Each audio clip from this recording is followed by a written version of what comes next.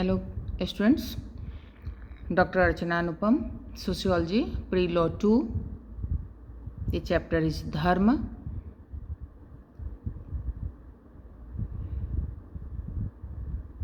इस चैप्टर को मैं आप सभी के सामने डिस्कस करूंगी। धर्म क्या है, इस पर शायद भी पहले चर्चा हो चुकी है। मैं आपको 4 धर्म के बारे में बताऊंगी। हिंदू धर्म, इस्लाम धर्म, सिख धर्म, ईसाई धर्म एंड पारसी धर्म।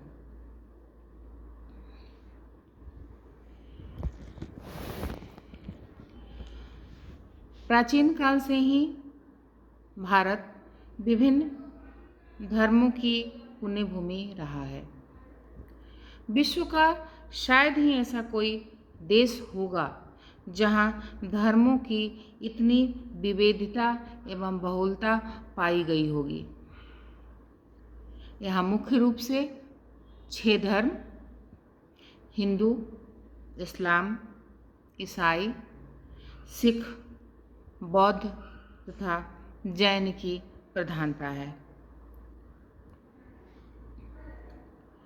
मुख्य धर्मों में भी अनेक संप्रदाय और मतांतर पाए जाते हैं।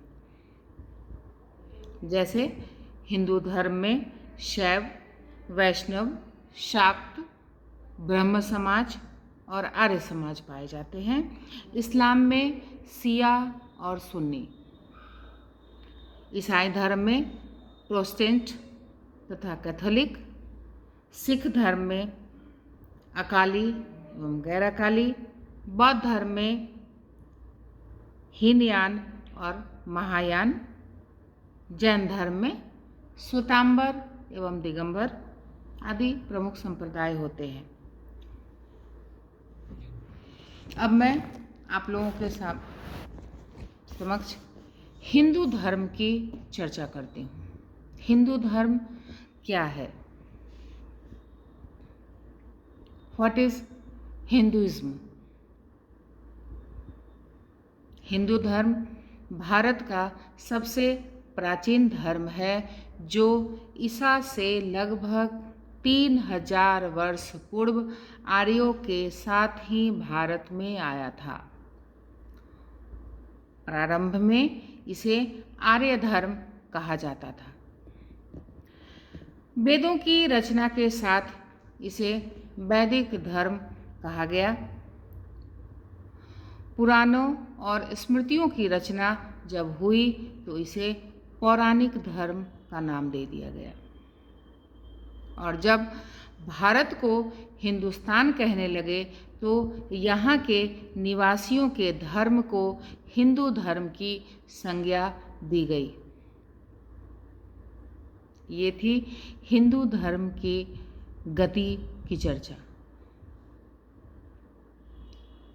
भारत में सर्वाधिक 79.8% लोग हिंदू धर्म को मानने वाले हैं।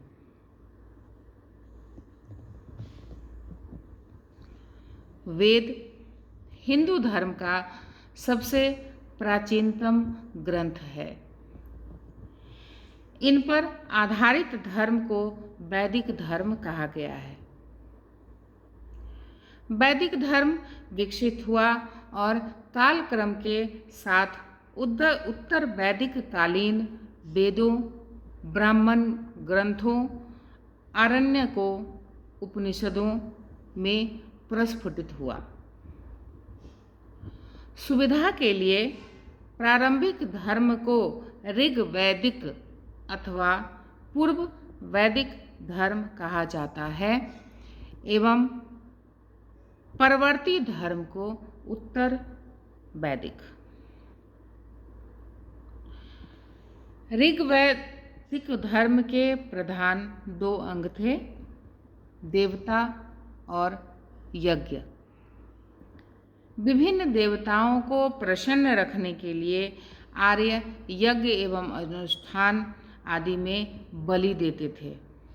सामान्यतः ऋग्वेद में देवता शब्द का प्रयोग विशेष अर्थों में हुआ।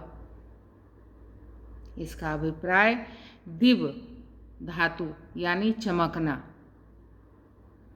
से निर्मित किया गया, जिसका अर्थ है चमकने वाला। हालांकि बाद में यह शब्द वैदिक धर्म में अलग विशेषता रखता है। पूर्व वैदिक कालीन धर्म बहुदेववादी देवों का मानवीकरण था। उन्होंने प्राकृतिक लीलाओं को सुगमता से समझने के लिए विभिन्न देवी देवताओं की कल्पना की। वे मानते थे कि विश्व विभिन्न देवों की क्रीड़ा स्थली है और इन्हीं देवों के अनुग्रह से विश्व में समस्त कार्य संचालित होते हैं और इन्हीं के कारण विभिन्न प्राकृतिक घटनाएं घटित होती हैं। आर्यों का देव समूह प्रकृति का देवीकरण है। ऋग्वेद में कुल 33 देवी देवता माने गए हैं। इनमें इंद्र, अग्नि तथा सोम सर्वश्रेष्ठ हैं। ऋग्वेद काल में बहुदेववाद और प्रकृति उपासना का समन्वय था। यह कहा जा सकता है कि प्रकृति की उपासना लाक्षणिक थी। वास्तव में प्रकृति की पूजा अथवा उपासना तो सिंधु घाटी के निवासियों में भी प्रचलित थी। प्रकृति की शक्ति का साक्षात्कार मनुष्य को सबसे पहले हुआ। परिणाम स्वरूप इन्हीं शक्ति ने देवताओं को आरोपित किया होगा। इस प्रकार ऋग्वैदिक धर्म प्राकृतिक पूजा पर आधारित बहुदेववाद था। ऋग्वेद में एकेश्वरवाद का स्पष्ट संकेत मिलता है। यह भी उनकी आध्यात्मिक उन्नति की चरम सीमा है। इन सब देवों से अलग उन्होंने एक ऐसी सत्ता की कल्पना की जो समस्त सृष्टि को जन्म देने वाली है। वह शक्ति कोई और नहीं, स्वयं ईश्वर है। ऋग्वेद में नैतिक साहित्य आदर्शों को अत्यधिक महत्व दिया गया है। नैतिक आदर्शों की महानता पर ही किसी धर्म का महत्व समाज में स्थापित हो सकता है।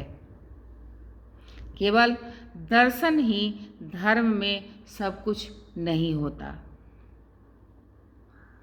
नैतिक आदर्श मानव के निकटतम संबंधों को सुंदरतम बनाने में सहायता करते हैं।